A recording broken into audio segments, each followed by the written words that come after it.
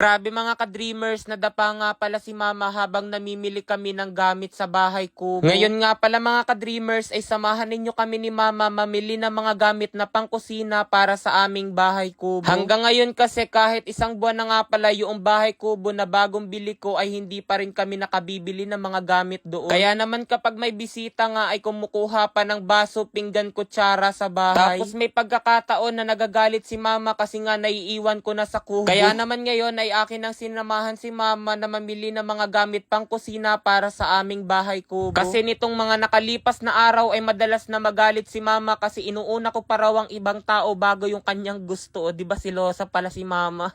Abay tama nga rin naman si mama kahit papaano kasi nga kahit layunin ko'y tumulong hindi ako naiiwasang i-bash ng ibang tao. Ewan ko ba sa ilang mga viewers hindi talaga maunawaan minsan. Sapagkat kapag hindi ka tumutulong at laging pamilya lamang ang inuuna, binabash. At may pagsasabi pa na hindi marunong tumulong sa ibang tao kundi pamilya lamang ang inuuna. At dahil nga sa mga ganyang comment, kaya naman sinubukan ko ngang videohan yung aking pagtulong. Subalit kahit ganun pa rin ang aking ginawa sa kagustuhan nila ay nabash pa rin ako ng maraming tao. Kesyo ginagawa ko raw iyon for content tapos pinagkakakitaan ko raw ang ibang tao. Mabait, masipag at matulungin lamang daw ako kapag may camera. At yun daw pagtulong sa ibang tao hindi na kailangang i-video. O diba talaga namang hindi mo na maunawaan kung saan ka talaga lulugar. Pwede ba dyan sa puso mo? Kaya naman ngayon sa halip na sa ibang tao nga ako pumanig para bigyan ng tulong, nako dito na muna kay mama kasi baka mahampas ako ni Rem mamaya. Baka naman this time na si mama ang aking inuna may masabi pa kayo ang mahampas ko riyan.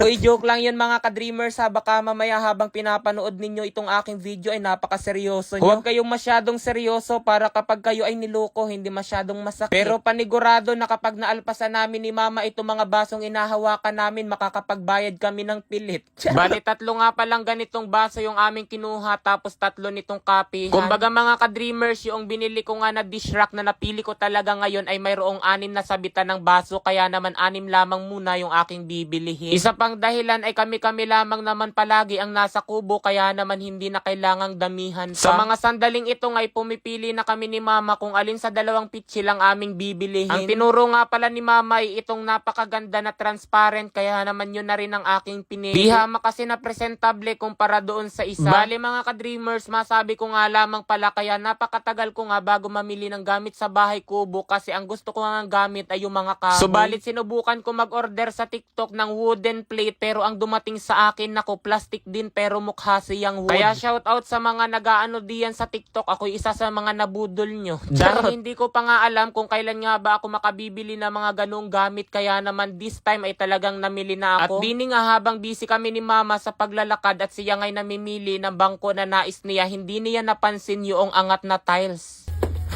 Ma! Ano? Kaya?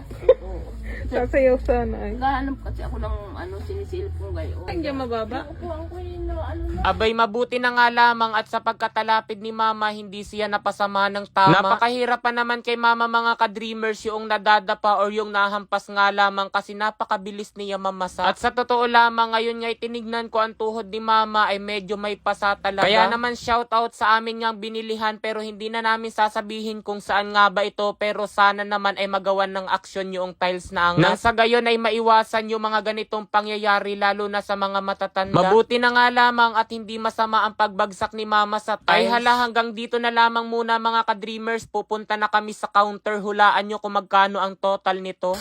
Grabe mga ka-dreamers, tignan nyo kung magkano ang aking napanaluhan.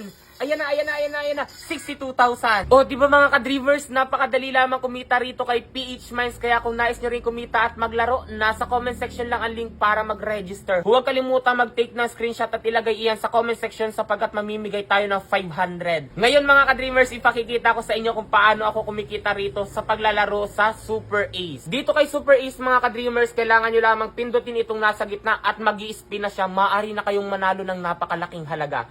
Pero kailangan may taya muna kayo. Pindutin lamang itong bet kapag kayo ay tataya. Pwede kayo dyan tumaya ng 0.5 centavos hanggang 1,000 pesos. Ngayon, subukan muna natin sa 100 pesos. Yan. 1,600. 800. Wow, 2,000. 3,600. 6,000. 5,000. 40,000. 1,000. Grabe. 2,000, 200.